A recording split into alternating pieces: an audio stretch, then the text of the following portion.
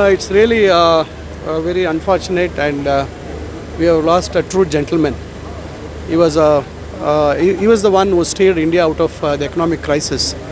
Without his support to Narasimha Rao at that time, at the crucial time, I think when the developed countries were really reeling under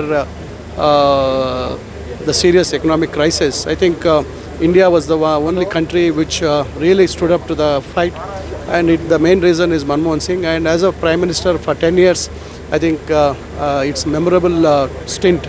Though he used to speak less, but his actions used to speak. I think we have lost a great personality, and he's going to remain forever in the history for being one of the best Prime Ministers we have seen.